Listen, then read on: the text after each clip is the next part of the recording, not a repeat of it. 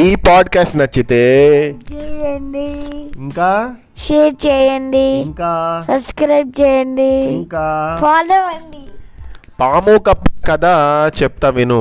ఆ కథ ఎవరు చెప్తున్నారు అంటే చిత్రవర్ణుడు అడిగాడు కదా, ఖచ్చితంగా మేము వింటాం, ఎందుకు వినం చెప్పు చెప్పు అని అన్నాడు. లాస్ట్ పాడ్కాస్ట్లో విన్నాం కదా. ఇక మేఘవర్ణుడు చెప్తున్నటువంటి కప్పలు పాము కథ ఏంటో విందామా?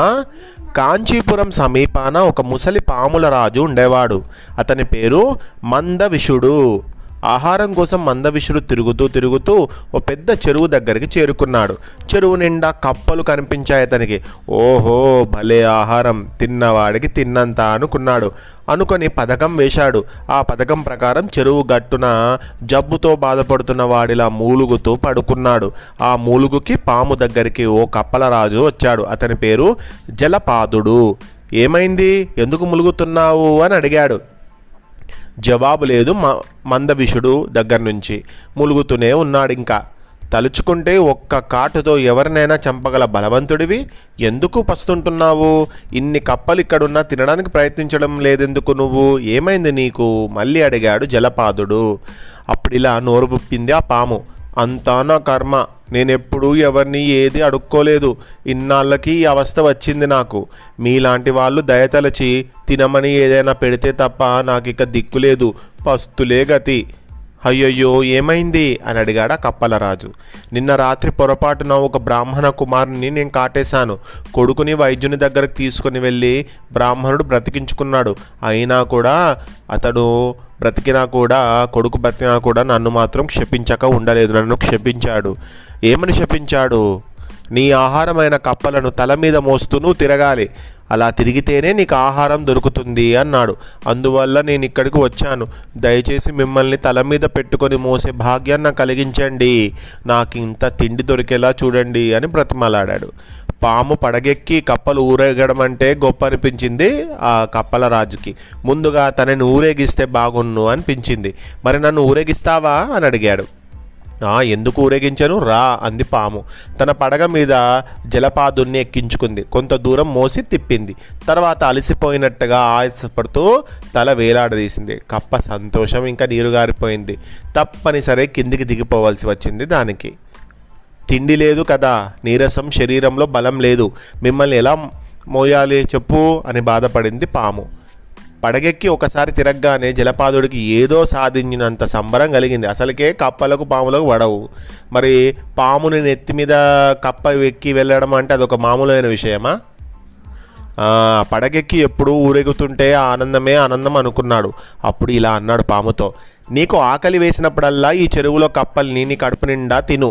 నా అనుమతి కూడా నీకు అక్కర్లేదు.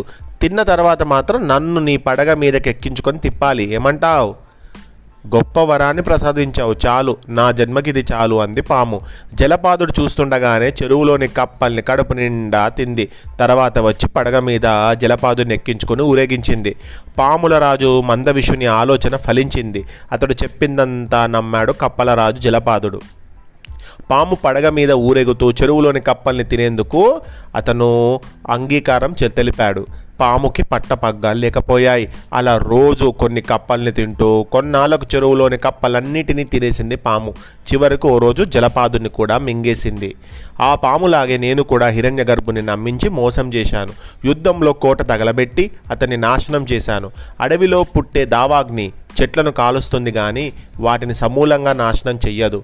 అదే నది నీటిని తీసుకోండి, చల్లగా ఉంది, ఒడ్డు మీద చెట్లను వేళ్లతో సహా మింగేస్తుంది.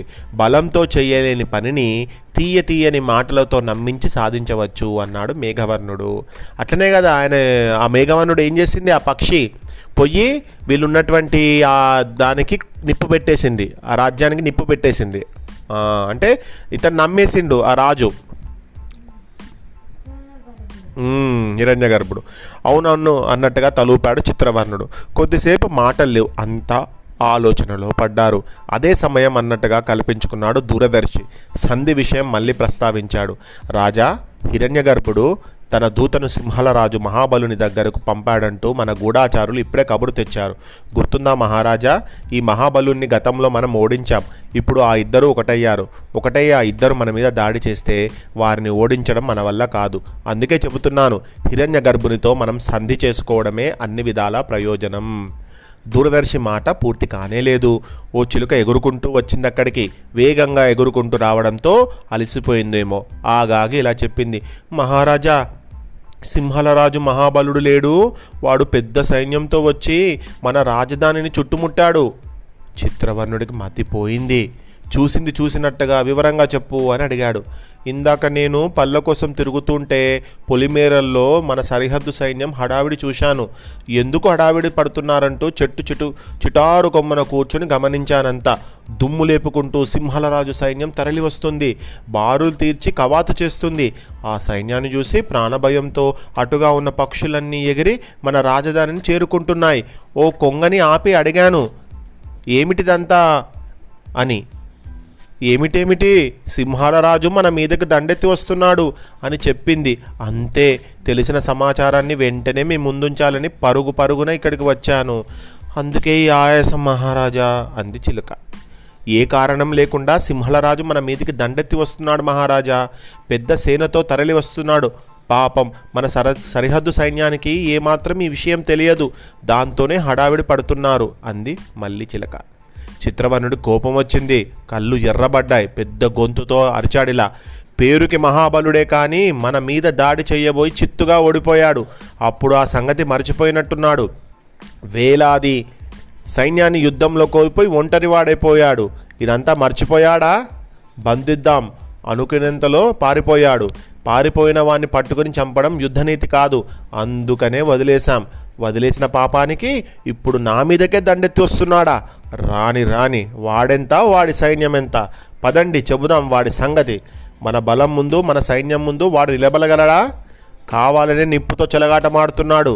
ముందు దండెత్తి వచ్చిన సైన్యాన్ని మట్టుబెడదాం.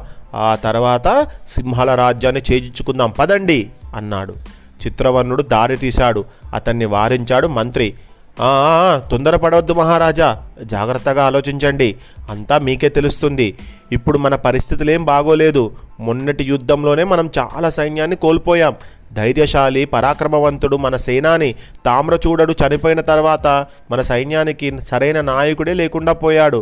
నాయకుడి సంగతి వదిలేస్తే ప్రాణాలొడ్డి వీరోచితంగా పోరాడగలిగిన వాళ్ళు ఇప్పుడు మన సైన్యంలో లేరు అన్నాడా మంత్రి. చిత్రవర్ణుడు అప్రయత్నంగా ఇక వెనకడుగు వేశాడు. మహాబలుని మనం ఓడించిన మాట నిజమే, కానీ ఇవాళ అతన్ని ఓడించగల శక్తి సామర్థ్యాలు మనకు లేవు. నిప్పుతో కాగిన నీరే పొంగి పొర్లి నిప్పును ఆర్పేస్తుంది. అర్థం చేసుకోండి, పరిస్థితులు మారాయి. బండి చక్రంలా తిరుగుతూ కాలగతి మారుతుంది. ఒకప్పుడు పైన ఉన్నవారు కిందికి వస్తారు, తప్పదు.